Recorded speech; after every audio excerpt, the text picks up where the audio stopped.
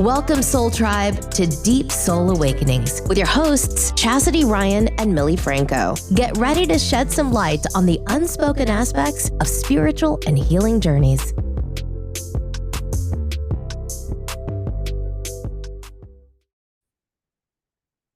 What's up, y'all? Welcome to this week's episode of Deep Soul Awakenings.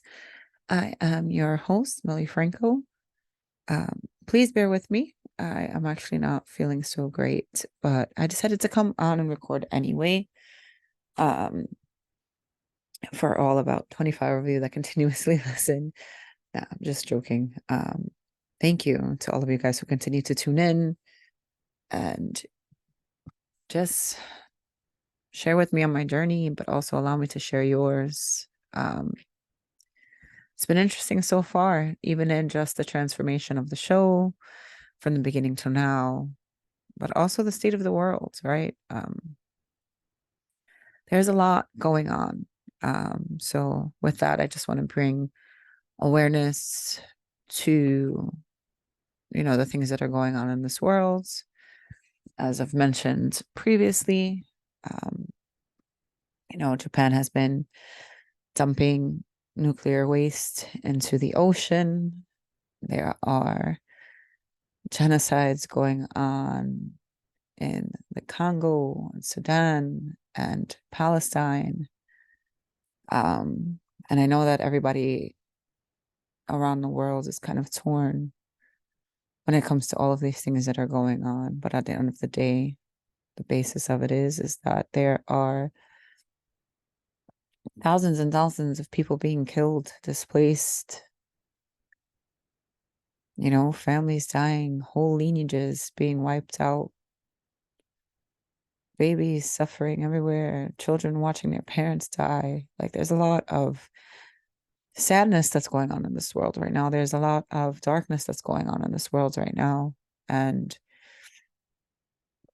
these are all of the things that we need to think about because, essentially it's like a history repeating itself. And while all of this is going on, we also have the pandemic response treaty that is being voted on and being put into place by the World Health Organization.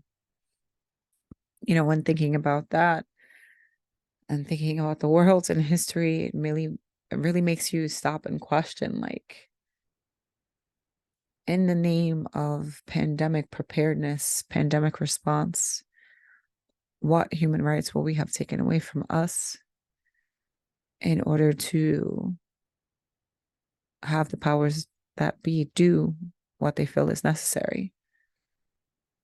And this really just makes me think of just history in itself, because we have so much history of the government doing things in the name of us, apparently. It's people. And when you look back at history, it's pretty messed up. Like, there has been such a history of sterilization among Black and brown people and just atrocities. There are people in this world that don't even know what life is like without war. Like, I have a friend who is from Yemen, and his daughter that's there doesn't even know what life is like without war. Like, that's the life that she lives in. And that's the reality for a lot of people. And I feel like for us who are living in places that aren't war stricken, we really need to think about that, because just because it's not happening to us doesn't mean that it's not happening. And it doesn't mean that it can't happen to us, because it's very possible to happen to us as well. And then it's like, when I continue to think about it, there's so many different places that things are occurring and we tell ourselves that it's normal, and it's really not. If to bring back up Hawaii, the wildfire literally destroyed a whole town, Lahaina.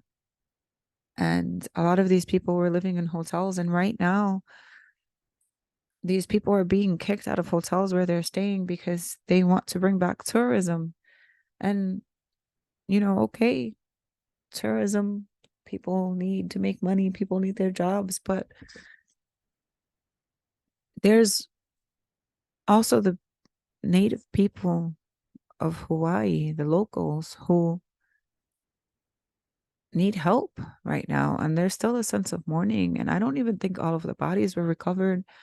And, the Aina, the land, also needs to be like cared for and loved. And right now they're joining together and they're doing a thing that they call fishing for housing, where everybody is coming together and showing support for these people that need housing. But at the same time, there's also a water crisis, and there has been a water crisis. And, I've found myself looking up a lot of stuff. And the main thing that I see among all of the peoples of this world is, with colonization came the push to Christianity. And there were so many of our ancestors who were persecuted for keeping with their old ways and their old traditions and the way of life that they knew, that we've lost so many traditions. We no longer value our elders, in the time of our ancestors, the elders were the ones with the wisdom, and they were the heads of the households, the ones who made decisions. And of course, that kind of transferred to modern day, but it was different because back then, not everyone was an elder. And you were chosen because you had wisdom. It wasn't where just like, okay, well, this is the oldest person in the family and they make the decisions. It didn't work in that way. And for those of us who have a spiritual side of us where we're able to tap into our different clairs, like claircognizance and clair audience and all of those beautiful things that are part of us that are made to think are gifts, but in all reality, they aren't gifts because they are a part of us. Nobody gave them to us. They've always been with us. We were just told not to embrace them. There was space for all of these things to be part of you and for you to grow these parts of yourself. And for those of us who do have these abilities, it's like this whole part of us that hasn't been embraced. So we never get to that place of feeling whole, because this is what makes us whole. And in Puerto Rico, for my ancestors, the Arawak, the Taino, we were considered to be completely wiped out. And it is now that we are fighting to let people know that we are still here, that the Arawak blood still runs through our veins, that we were never wiped out. And there's so much that has been lost. There's so much connection that has been lost. And it's like, when you think about it now, I know that technology is supposed to be this amazing thing, and it is, and it has done great things. But at the same time, it has distorted so much for so many of us.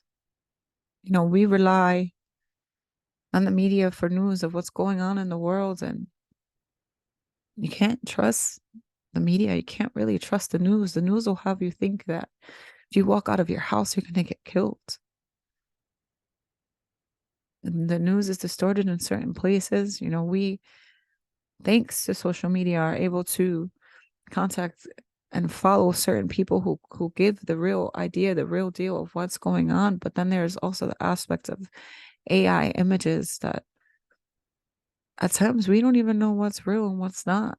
And if you think about it, it's only going to continue to get better. And it's only going to continue to put us in a place of fear. And I have to be honest, I'm so proud of a lot of people in this world right now that are standing up and protesting and fighting and letting the world know essentially that we are sick of this shit and we refuse to keep living this way, because Being a human means that you have rights. You have the right to live. You have the right to breathe. You have the right to live on this earth. This earth cannot be owned by anyone. Not really.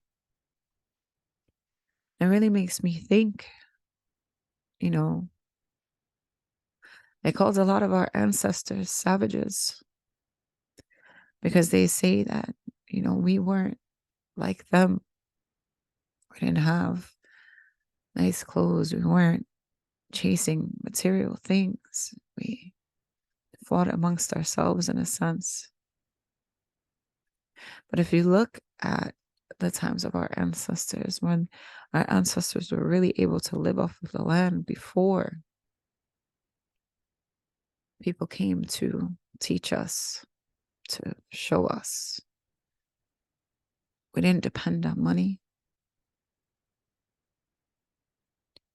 We didn't depend on other people to make decisions for us.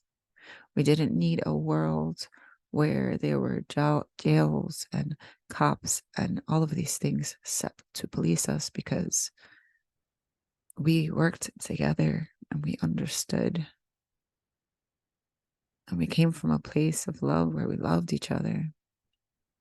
Don't get me wrong, war has been around since the beginning of whatever the hell this is. But I know in my heart that it was a lot different, and we were very heart-led. And I feel like we are really being called to go back to that. We live in a world where there's just so much fear at the basis of everything. And I personally am someone who struggles when it comes to religion and specific, like different traditions and all of that. And I have learned a lot from many different mentors, from many different teachers.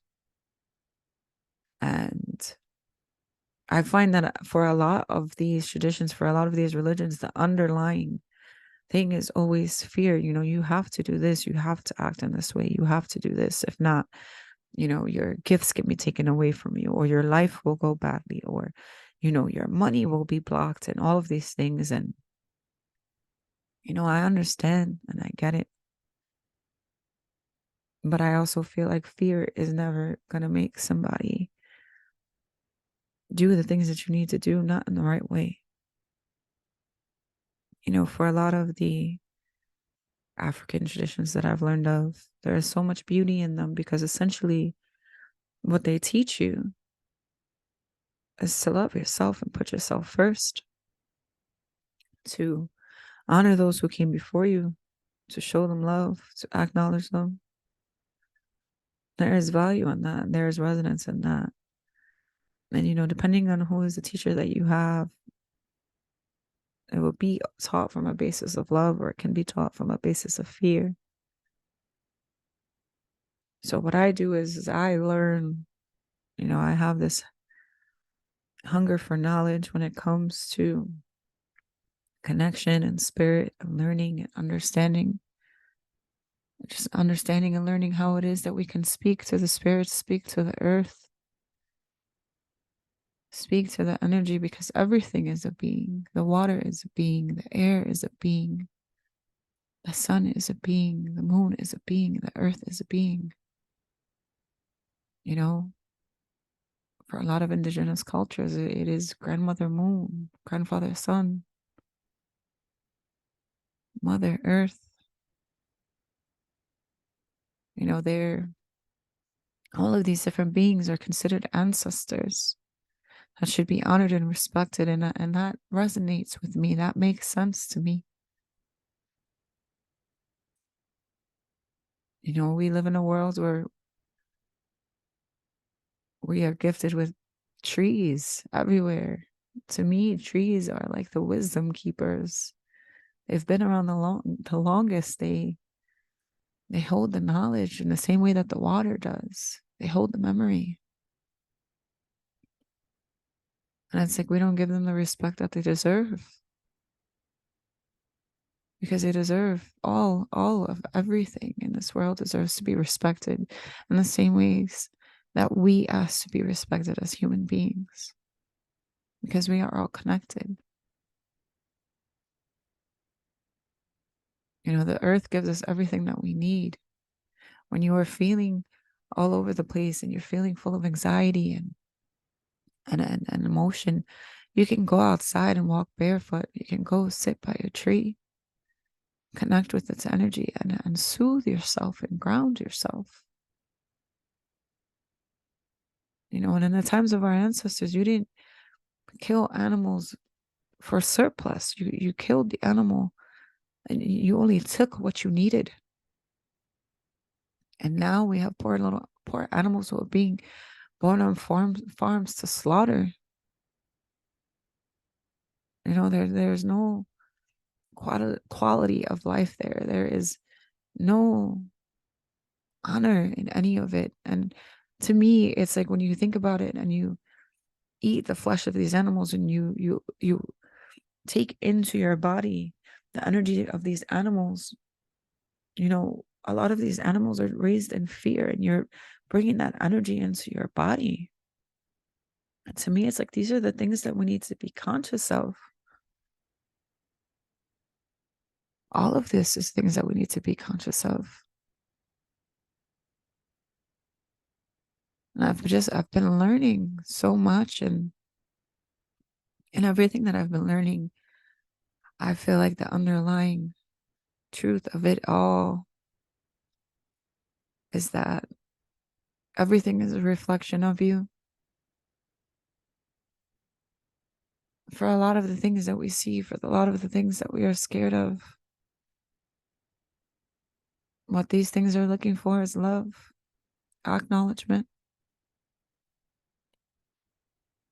I know for me, something that I've been working on is literally just talking to my inner child and apologizing to her. Apologizing to her for ignoring her, telling her that I love her, asking her for forgiveness, thanking her for being a part of me. You know, I had a moment the other day where I was sitting and, you know, I've told you guys before, I struggle a lot with perception of beauty when it comes to me. Because I'm not going to say self-worth because I know that I am worthy and I am grateful and thankful to be in this place where I know that I am worthy of everything. I am worthy of love. I am worthy of abundance. I am worthy of life. But I do struggle sometimes with what the world tells me is beautiful because I don't necessarily fit that standard. You know, I have a afro of beautiful curly hair. I'm heavy, chunky. You know, I have stretch marks and cellulite, you know, a lot of the same things that all of us have, but we're told that it isn't beautiful, so we beat ourselves up about it. So I sat with my body and I spoke to her and I just apologized, you know? Apologized for the years that I was poisoning her with alcohol and drugs and all of the things that I was doing and unhealthy food and not taking care of her, not loving her, not stretching her. You know, it took me till a few months ago to actually realize that I wasn't purposely stretching my body. And for those of you who don't stretch, you know, follow a 10-minute yoga video online of stretching your body and see how different you feel. So I just sat with her and apologized and loved her and spoke to her. And I cried and released so much. But let me tell you that before that, I had felt so heavy. And after, I felt so much lighter, so much more self-love. You know, a lot of times we convince ourselves that the magic that we need is something that we need to harness, that we need to harness the energy in order to accomplish our goals or do specific things. But to me, all of these things are just tools that we tell ourselves that we need. Because when it comes down to it, when it comes down to us, we are the magic. Words have no power unless we speak them. Spells have no power unless we cast them. We are the magic. We are the energy behind it. And I'm a firm believer that when we embrace all of these parts of ourselves and stop calling our different abilities and these different pieces of ourselves gifts, and realize that they are part of us. They were never given to us. Things can change so greatly. And I've lived a life where I've been called to both sides of spirituality. I am a bruja in a sense by nature, a person who is studying to remember to be a curandera, because I have a healing energy about me, a way of transmuting energy that I would like to share with people of this world, my people, my brothers and my sisters. But I am also someone who at one point was drawn to the darker aspects of being a bruja and working with lower vibrational energies and all of these things that people use to defend themselves. And don't get me wrong, absolutely defend yourself. But I also believe that karma is real, and I believe that what you send to someone, you will also get back to yourself. Because I believe that all energy is a reflection of us. And when we are saying that we are working with these lower vibrational energies and drawing them to us and making them go and do things in defense of us, these are pieces of ourselves that we are allowing to stay lower vibrational, that we are increasing and pouring more of this energy into, because everything is a reflection of us. So to me, in my opinion and in my heart, a lot of the things we call out to are different iterations of ourselves, different parts of ourselves, different mirrors of us. And in my heart, I know that I cannot do harm to someone else without it not feeling good to me. So when I receive energy that doesn't feel good, or I receive energy that is sent to me, I transmute that energy and I send it back as benevolent energy with love. And people will tell me that I shouldn't do this because I am just helping that person grow stronger. And to me, I am just helping that person grow in love. Because what I am sending you back is love. It's my love for you. It's self-love. And I can never be someone who wishes something bad on someone or anything like that. I've witnessed my mom grow in sickness. And I see that by the time my mother passed away, she wasn't her. She was a different person. And I could see how sitting in that energy will just change you. And of course, she said something she probably didn't mean. And I could never see myself sending her any energy but love. So when I look at people, I try to look deep inside of them and see what part of them it is that needs to be loved. And I try my best to send that part love and healing and awareness. But I say all of this to say that all of you are the power. You are the magic. We've just forgotten that part of ourselves. And when we remember those pieces, we call it a gift. And yes, it is the gift of remembrance. But that piece of you was never gifted to you. It was always a part of you. I feel like right now we're really being called to go back to a space of connection, to go back to a space where we understand that we are the embodiment of spirit and human bodies, where we understand that we can call to our ancestors for help, where we understand that, we are iterations and reflections of all the gods and goddesses that we call out to, and they are here to help us. But I feel in my heart, I know in my heart that we are here to live lives. We are here to experience this human existence. We are not here to live for anyone else. Not in that sense. We are here so that our souls can continue on their journeys and continue with the lessons and continue to elevate themselves. And with that, I'm going to say that I am actually starting a workshop, a class in a sense, where for those of you that are seeking to connect to spirit, to grow that connection, the class basically teaches just like a foundation for those of you who need some tools in order to get to the space where you can remember your magic. Those tools can be given to you, those understandings of like the 7 directions and why we make offerings of water, why we light candles, and all of those types of things can be spoken about. But this class is different in the sense that it teaches you how to connect from your heart. Let me rephrase that, because it doesn't teach you. It helps you to remember how to connect from your heart, how to embrace that side of yourself. And just to remember who you actually are, the energy that you actually are. But it also helps to remember that everything is energy. So for anybody that's interested, let me know. Starting my first cohort in December. I'm actually not taking any more people, but I probably will have another cohort in the new year.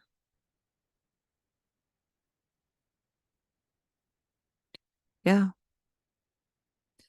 With that, I say that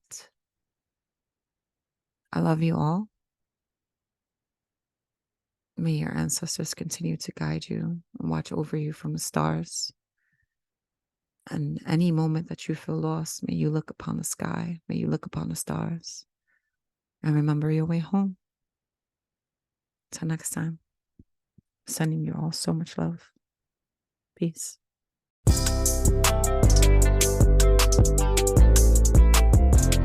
Thanks for listening to this episode and continuing on this journey with us. Be sure to join our growing communities on Facebook and Instagram. We can't wait to have you back with us next week. Thank you for allowing us to be your voice. Until next time, remember to take care and be kind to yourself.